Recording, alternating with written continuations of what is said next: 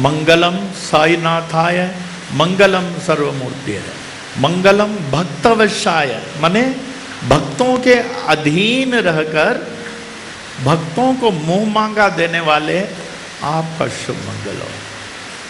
Mangalam साईनाथाय Mangalam सर्वमूर्तिये, Mangalam भक्तवशाय Shirdi वासाय Mangalam.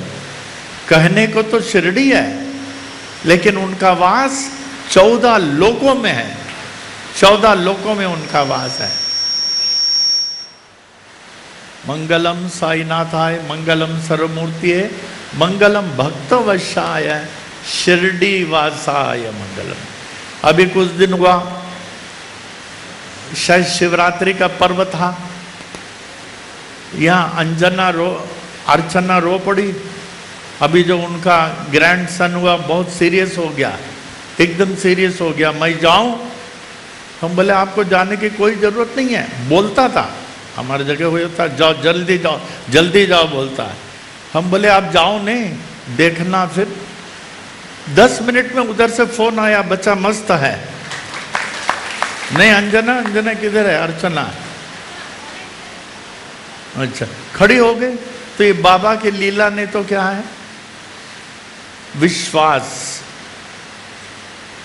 A man of faith sees the invisible, believes the incredible, achieves the impossible. Faith, faith and faith. मंगलम भगवान साई, हे भगवान साई आपका शुभ मंगल हो। मंगलम पुरु विक्रमा, पुरुषों में उत्तम कौन? भगवान राम। भगवान राम। ये अर्चना आई, देखिए वो शिवरात्रि का पर्व था ना, ये रोई कहते अब क्या करूं। वहां से खबर आ गया बच्चा सीरियस है। कब मैं जाऊं? अभी यहां से उनको कहां जाना था? उल्लासनगर में थे, उल्लासनगर जाना था। देखिए इनके घर में देखे कोई नहीं। बाबा ने यही ठीक कर दिया। जब राव बहादुर मोरेश्वर विश्वनाथ प्रधान बाबा के बड़े भक्त थे, वो और उनके धर्मपत्नी अक्सर शिरडी जाते थे। तो एक बार जब उनके धर्मपत्नी का नियम था, आरती उतारते थे बाबा का।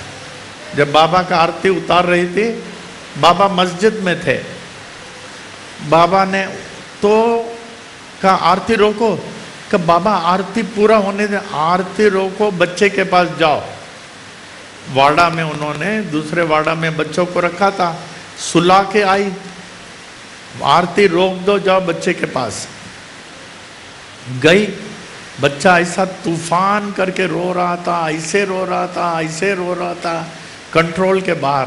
तो ये जाके बहुत मनाया, उसको झुलाया, सब कुछ किया, उसको शांत किया, किसी को बैठाया।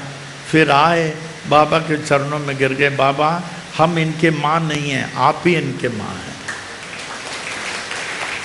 उसी तरह आप लोग जो यहाँ बैठे हो, आप लोग को नहीं मालूम बाबा आपके बच्चों की देखभाल कर रहे हैं, आपके परिवार की देखभाल कर रहे हैं। आपके परिवार की, यही नहीं, भले आपका बच्चा विदेश में हो, विदेश में हो, उनके साथ बाबा हैं, उनके साथ।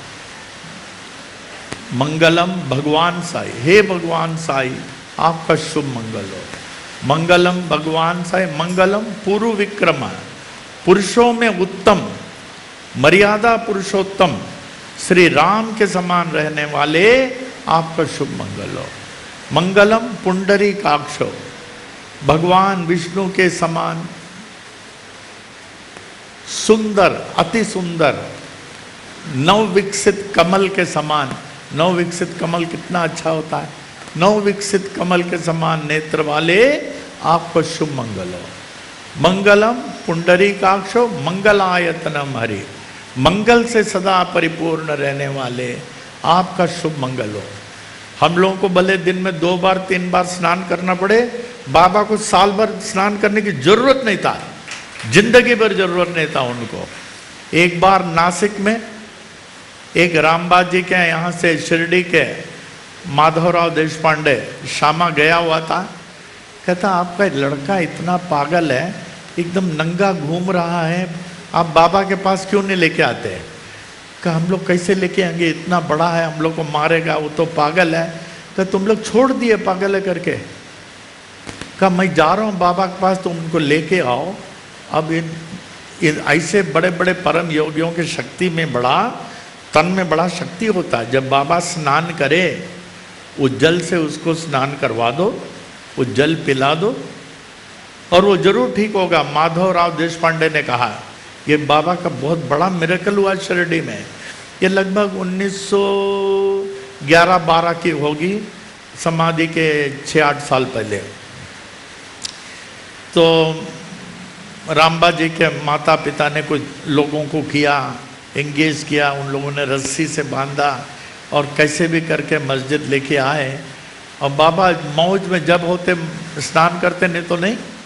तो उस दिन वो स्नान कर रहे थे बाबा, तुरंत माधवराव देशपांडे श्यामा वहाँ थे। उस जल को एकत्र करके जो रस्सी से बांधे हुए थे, जबरदस्ती उनके मुंह में डाला, जबरदस्ती, और पूरा जल उनके ऊपर डाला। ये शिरडी का सबसे बड़ा मिरेकल है। 5 मिनट में उठ के खड़ा हो गया, ठीक हो गया, एकदम ठीक हो गया। तो रस्सी उसी खोल दिया, सरेंडर हो गया। जो पत्थर देख रहे हैं शिरडी में, उनका ही है।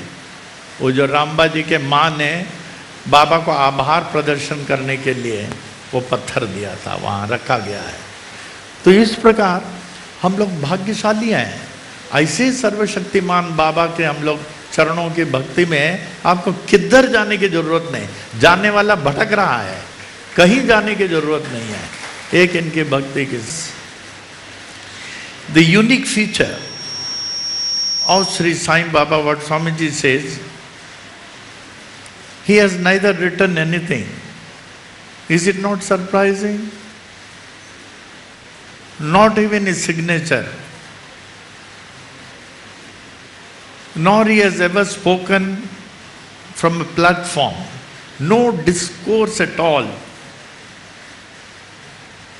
Nor he had ever left Shirdi. At times he used to go to Nimgaon, walking 2 kilometers north of Shirdi to meet Nana Sahib Dengle, who was loved by Baba. बाबा को खींचते थे, जैसे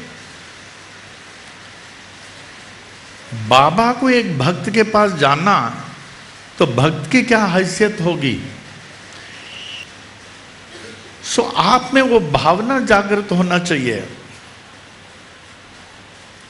शबरी का देखिए, हमारे स्वामी जी कहते थे, त्रेता युग में जब भगवान अवतीर्ण हुए,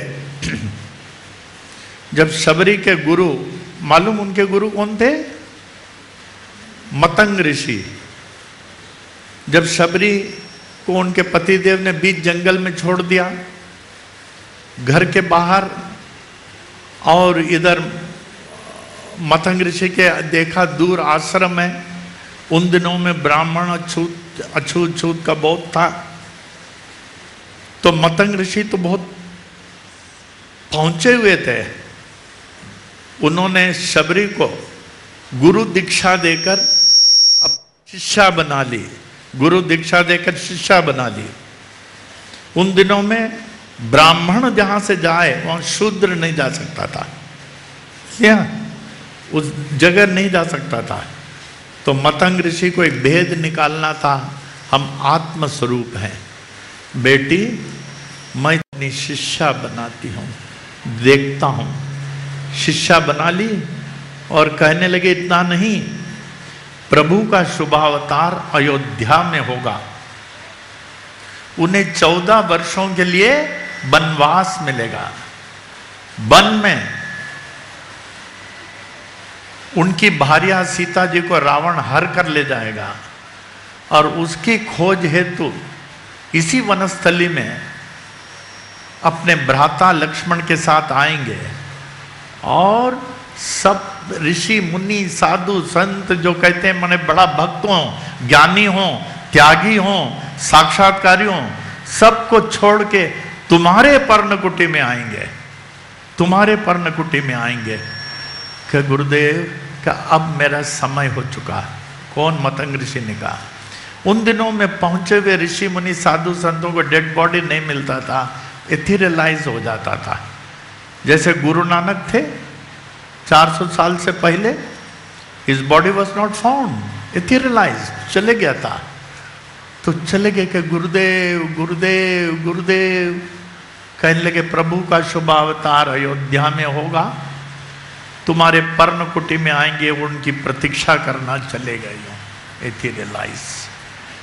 the greatest saints and sages in those days who lived on Kandamul, their body was not found.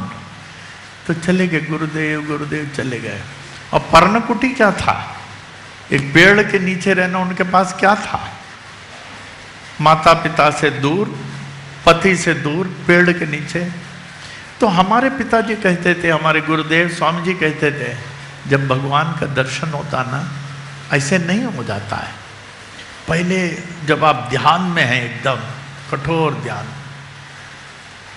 जब आत्मा में लीन है, तब अजीब सा महक आता है, अत्तर का महक, गुलाब का महक, नाना प्रकार से महक आता है। यूं यूं यूं देखते हैं। उसके बाद में रोशनी दिखती है, हल्की नीली, पीली, गुलाबी।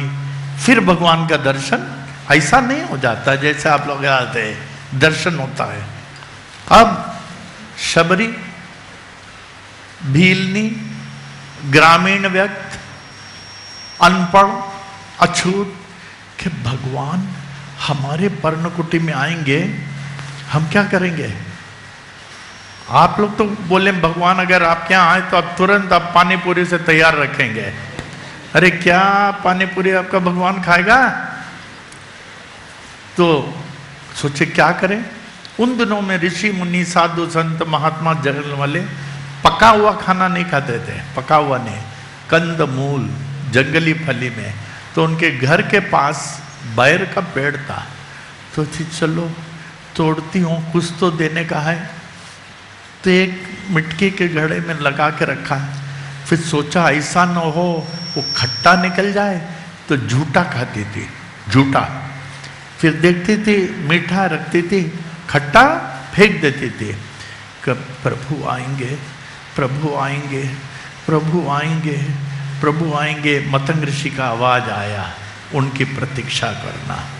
इतने में देखती है वही महक, गुलाब का, अतर का, चारों ओर। फिर वही प्रकाश। फिर नीचे क्या देखती है? भगवान के चरण। चरण को देखे घबरा गए। प्रभु आप आ गए, प्रभु आप आ गए, प्रभु आप आ गए। मैं अब क्या करूं? मैं तो एक नीच, महामूर्ख, मंदमती गवार भी, उनको समझ में नहीं आया। मतंग ऋषि के कहने से आ गए। तो इतने में क्या देखते हैं? प्रभु के चरण में हमारे पिताजी बहुत अच्छा बोलते थे, अप्पा जी, स्वामी जी।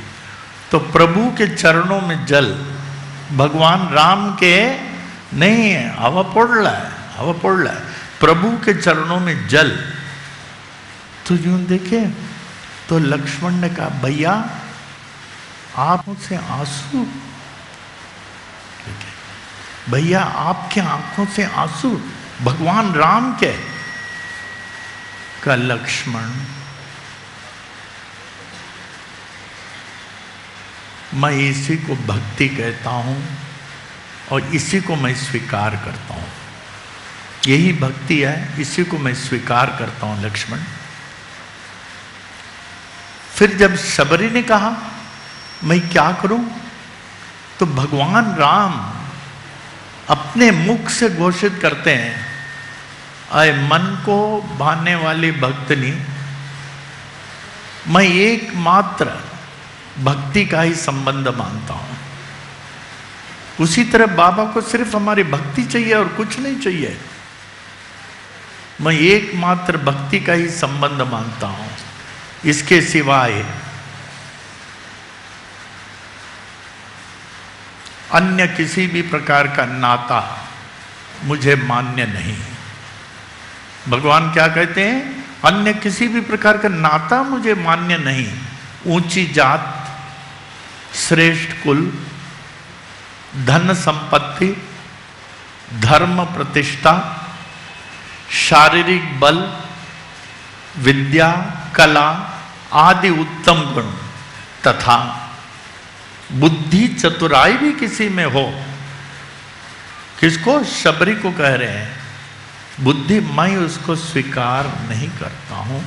जिस प्रकार एक जलरित बादल का होना, बादल जिसमें जल नहीं है, किसान के लिए वृथा है, किस काम का है, मैं बोलता हूं ये किस काम का है। तो तुलसीकृत रामायण में ये जो इतना अच्छा भगवान की चौपाई दिए हैं, तो उसमें ऐसा वर्णन किया गया। देखिए, उन दिनों में मैं रामायण भी लेता था, तुलसीकृत रामायण, सिर्फ इसी चौपाई को लूंगा। भगवान ने अपने मुख से क्या कहा?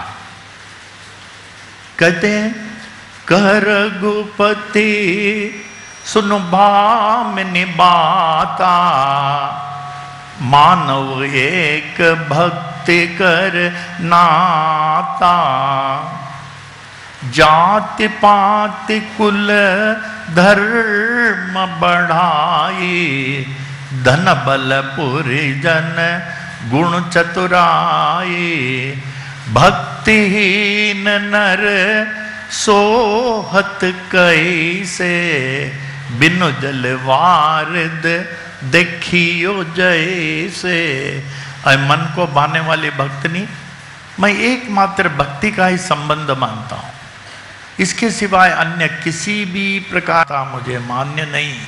ऊंची जात हो, श्रेष्ठ कुल, धन संपत्ति, धर्म प्रतिष्ठा, शारीरिक बल, विद्या कला आदि उत्तम गुण तथा बुद्धि चतुराई भी हो, लेकिन अगर भक्ति ही न है, मैं ये कहता हूं ये किस काम का, मैं स्वीकार नहीं करता हूं।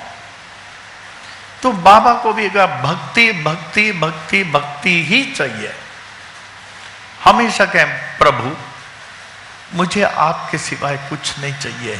फिर देखिए जैसे दर्शन मिल जाता है, भक्ति उमड़ पड़ती है। आप अपने को बाबा में देखेंगे, बाबा आप में देखेंगे, तो भक्ति से श्रेष्ठ कुछ नहीं है।